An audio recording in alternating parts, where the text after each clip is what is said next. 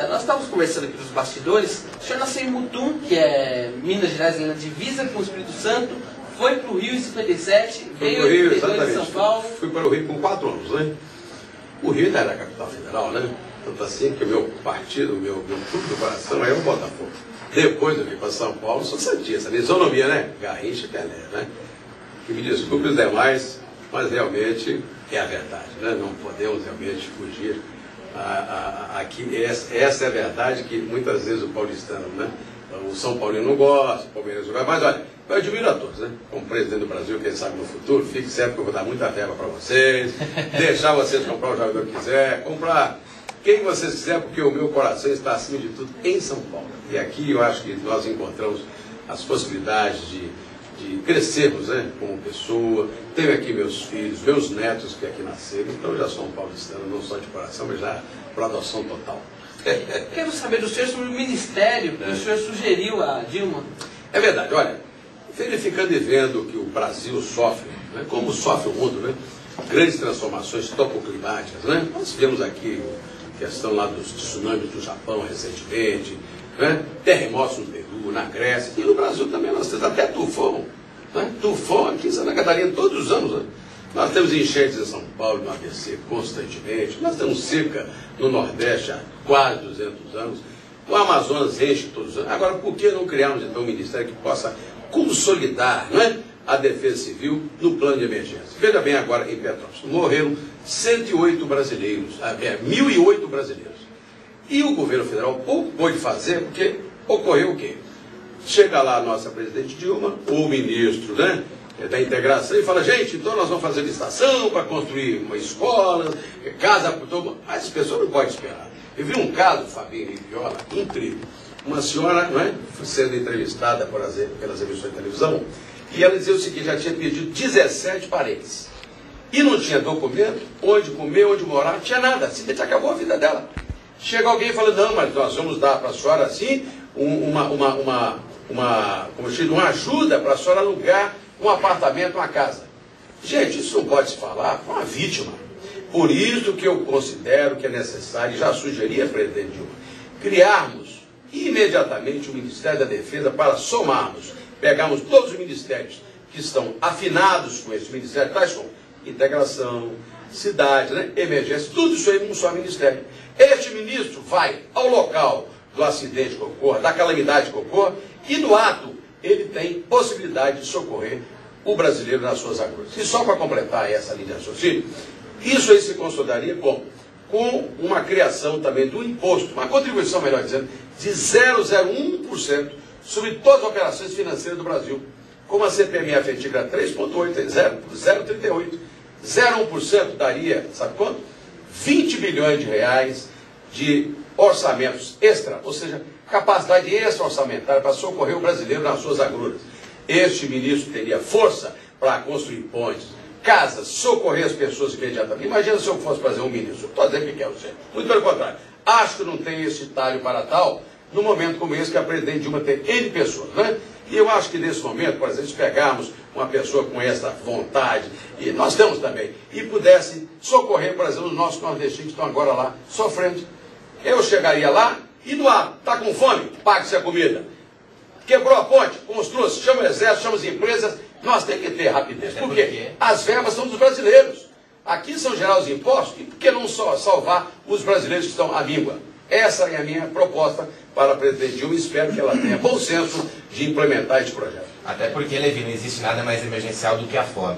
E a criação de pastas, de ministérios, deve ser também desenvolvida em relação aos problemas emergenciais, e não apenas às questões estruturais. Evidente. Bom, e aproveitando aqui o papo de ministério, comentando um pouco sobre as denúncias de superfaturamento com o ex-ministro Alfredo Nascimento, que é senador do Amazonas pelo PR. Gostaria de saber qual que é a leitura do Olha, o meu partido participou até recentemente do bloco formado pelo PR. Tem 40 parlamentares e eu, no início do governo, por volta de fevereiro, fui um dos líderes que conjuramos para que pudéssemos, para dar sustentação à presidente Dilma, nós somamos 7 partidos menores, no total de 24 votos, e fizemos essa aliança, imaginando naturalmente que o PR pudesse honrar digamos, a nossa terra, o nosso país.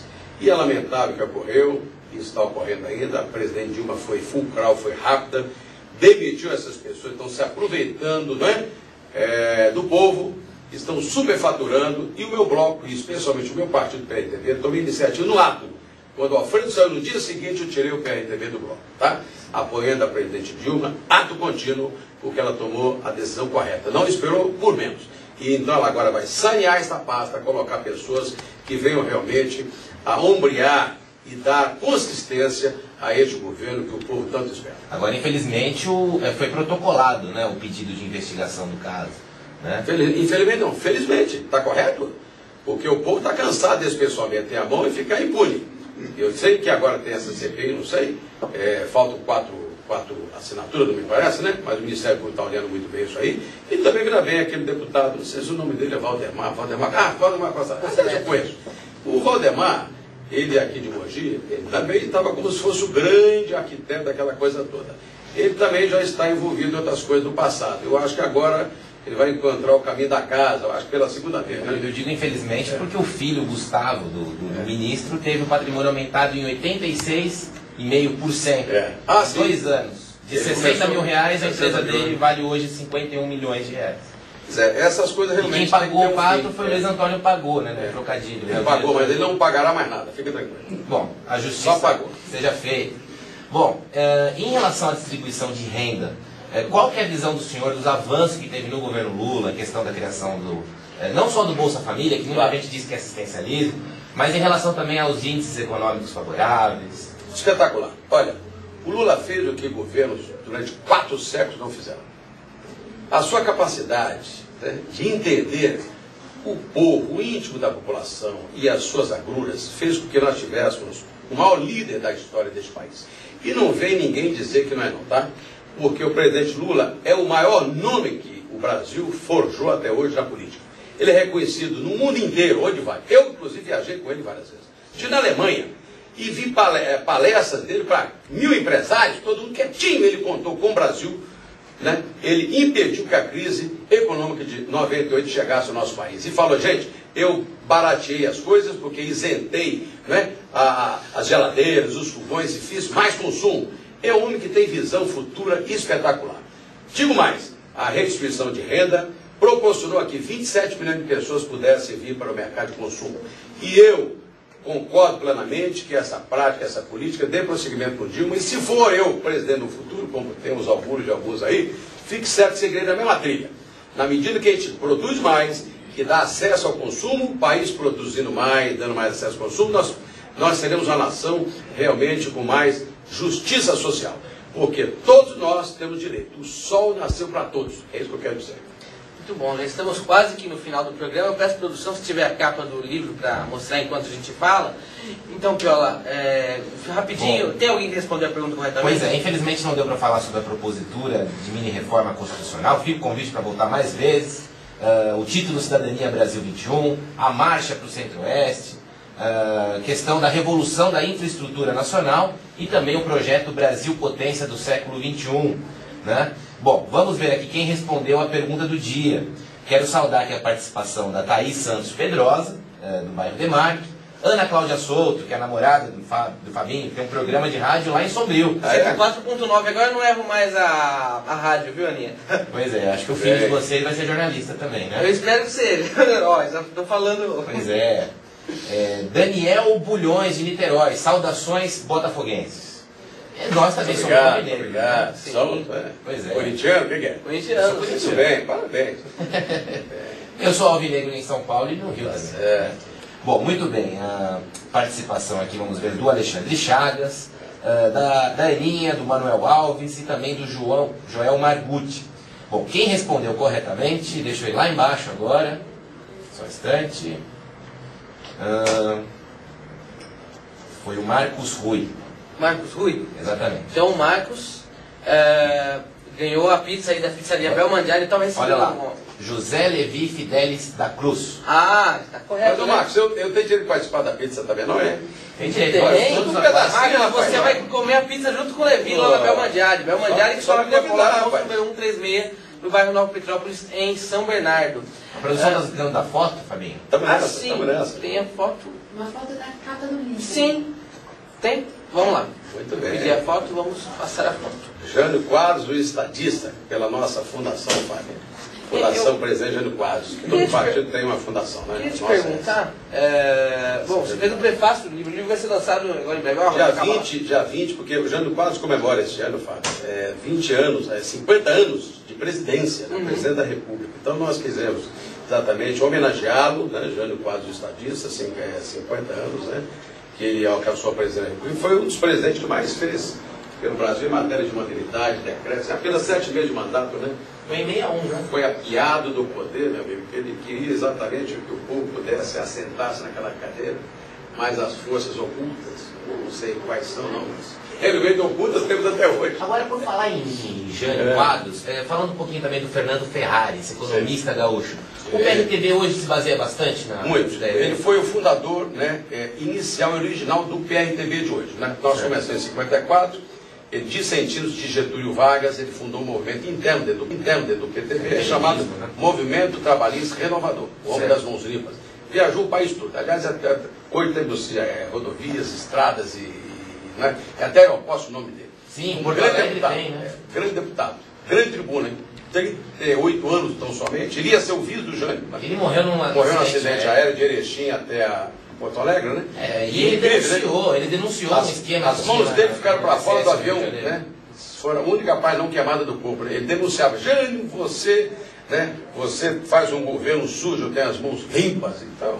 Porque naquela época tinha a eleição também para vice. Para vice também. Agora o curioso é que o pai dele era prefeito pelo PTB e ele era oposição em esfera nacional. Uma coisa que eu preciso falar é que a capa do livro não foi vista ainda por ninguém. Nós estamos passando com exclusividade aqui a capa do livro, né? O livro está sendo produzido pela Edicom, da Valentina Lyubichenko, lá de São Paulo. E o Nelson Valente é seu autor, né? A Valentina mandou mensagem. A Valentina Lyubichenko mandou mensagem aqui. Um grande abraço para o Levi Fidelis. Muito obrigado. Essa é grande pessoa. Ela é a proprietária da Edicom. Edicom Consultoria Limitada. Muitos meus anos aí também nos prestigiando. Seguinte, estamos então no final do programa. Última pergunta, Levi, sobre a cláusula de barreiras, partidos pequenos. O que você tem a falar sobre isso? Não, graças a Deus, isso está extirpado. A democracia prevaleceu, não é? E em 2007, no Supremo Tribunal, dia 9 de dezembro, o ministro do Supremo, aliás, continua hoje, Marco Aurélio, fulminou numa sessão de maneira espetacular. Acabou esse negócio de partido grande ou pequeno, todos têm direito mesmo, porque a democracia assim o permite. O pluripartidarismo democrático é uma cláusula pétrea. Não tem nada desse negócio de partido grande ou pequeno. Todos têm direito a existir. Por isso que o PRTB está crescendo e tantos outros co-irmãos, né, como eu, o PSDC, o PT, né?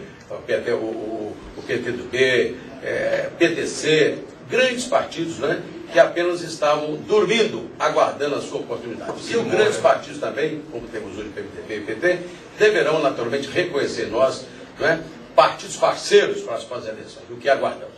Muito obrigado, agradeço aqui a participação, Levi, convido para que volte mais vezes, como disse Sérgio Piola. Bem passado o melhor pedaço da memória do grande ABCD.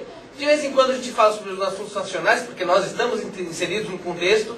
Acompanhe os programas anteriores pelo clubetvabcd.com.br e nosso blog, programa bempassado.blogspot.com.